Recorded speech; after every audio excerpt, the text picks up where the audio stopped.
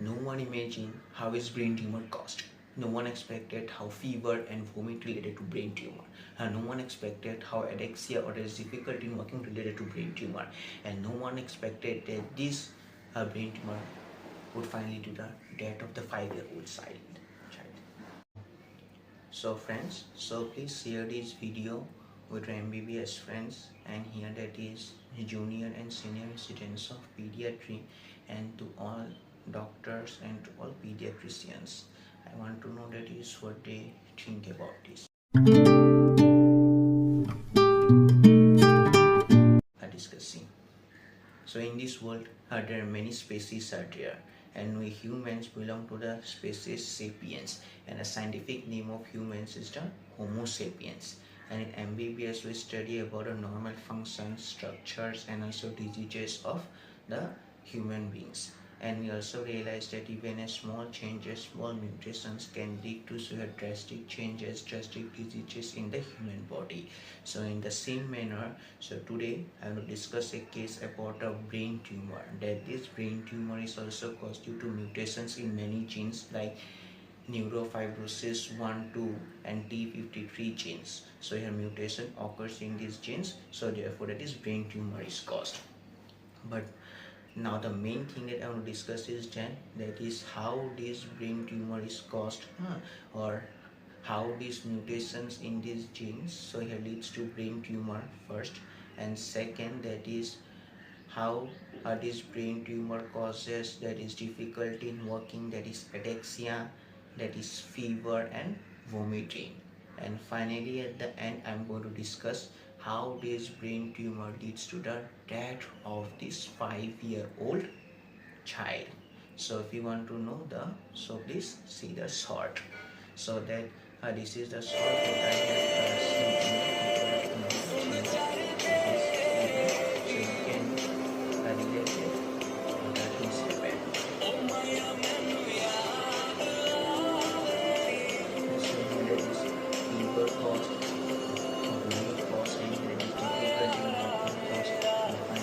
Dead. So all these things I'm going to discuss in this video.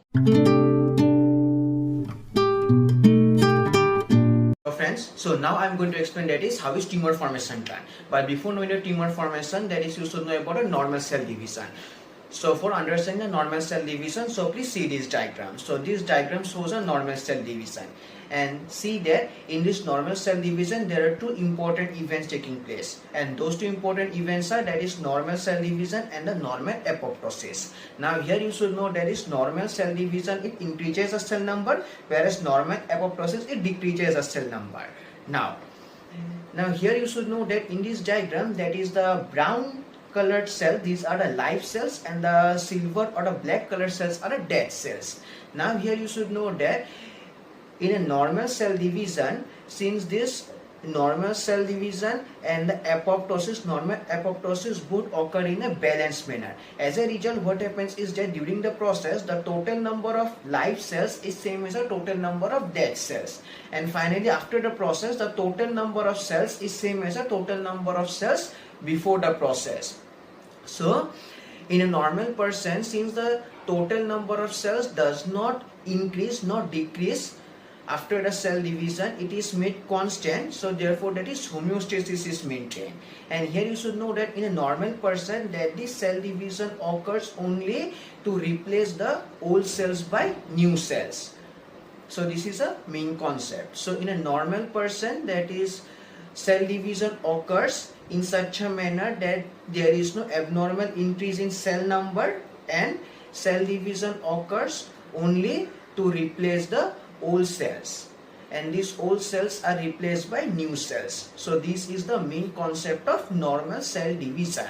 Now let's discuss how is tumor formation is done. So for understanding the tumor formation, please see this diagram. So here in this diagram, so you can see that there are two sequences. So in the first one, so you can see that the apoptosis is done in a normal regulated manner, but the cell division has increased. So due to the increase in cell division, the total number of live cells, so during the process is also increased. So in this case, the total number of live cells is greater than the total number of dead cells. And finally, after the process also you can relate that the total number of live cells is greater than the total number of live cells before the process. So there is an abnormal increase in cell number, as a total number of live cells after the process is not same as a total number of live cells before the process. So this leads to abnormal increase in cell number. Similarly, in the next part also you can see that the cell division is done in a normal regulated manner, but the apoptosis is affected. Now, since apoptosis is affected, that means decrease in cell number is also reduced. So therefore, that is the number of live cells is greater than the number of dead cells. And finally, after the process also, so you can see that the total number of live cells is greater than the total number of live cells before the process. So finally, here also that is an abnormal increase in cell number is done. Now, in this case, that is due to this abnormal increase in cell number, so here that is tumor formation is done. So how this tumor formation is done? So when there is an unbalance, that means cell division and apoptosis don't occur in a balanced manner, and due to this unregulated or uncontrolled cell division, or the unbalance between cell division and the apoptosis, there is an abnormal increase in cell number, and this abnormal increase in cell number leads to a tumor formation. That's all. And when this tumor is done in the brain, then this leads to a brain tumor. That is how is tumor formation done. See that as a cell division and apoptosis don't go in a balanced regulated manner, so therefore due to this there is an uncontrolled cell division and an abnormal increase in cell number done. So here that, and due to this an abnormal increase in cell number, so here tumor formation is done.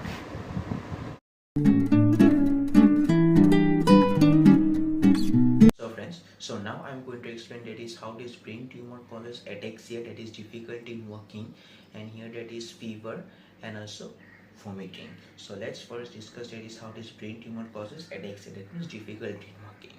But before knowing ataxia, that is you should know a normal phenomena. That is you should know that a person is able to walk properly by maintaining balance, posture, and also by coordinating various movements during walking, and all these functions are done by the cerebellum. That is, cerebellum helps in maintaining proper balance and posture, and also in coordinating various movements during any activity.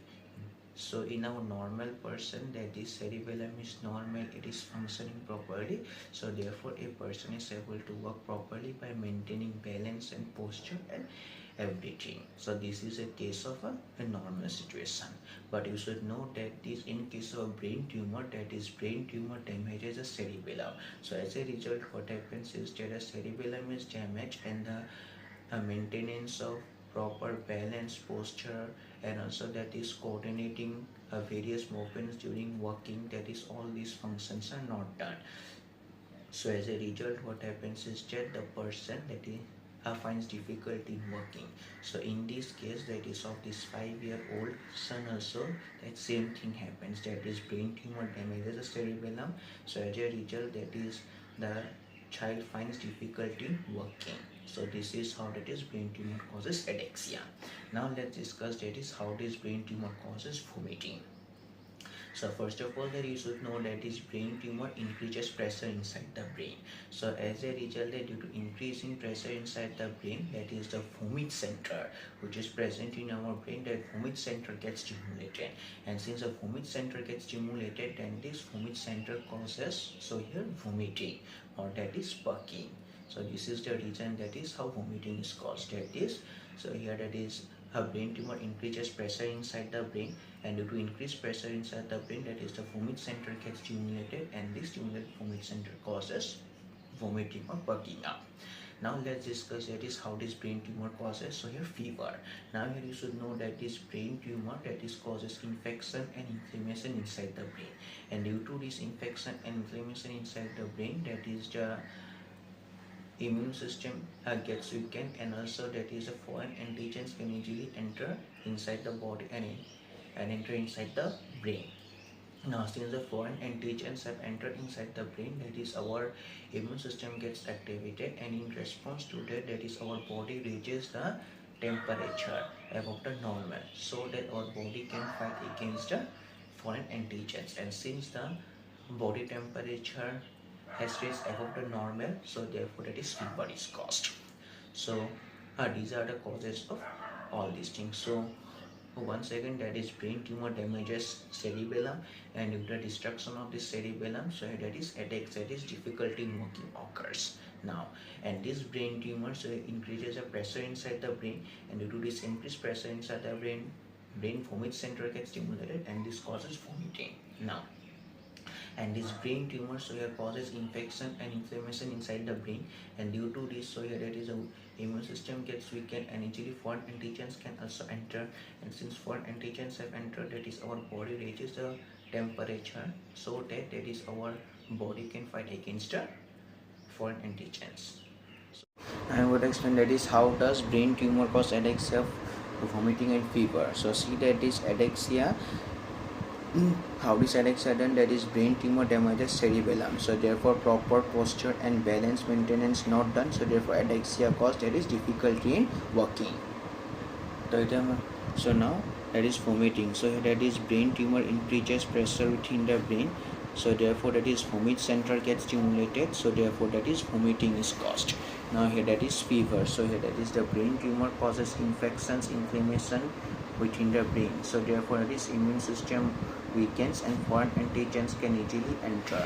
So now that is, now foreign antigens enter, so therefore with response to that, that is our immune system is affected, and on that basis so that is the temperature is raised above the normal, and due to this abnormal or that is rise in body temperature above normal, so here fever is caused.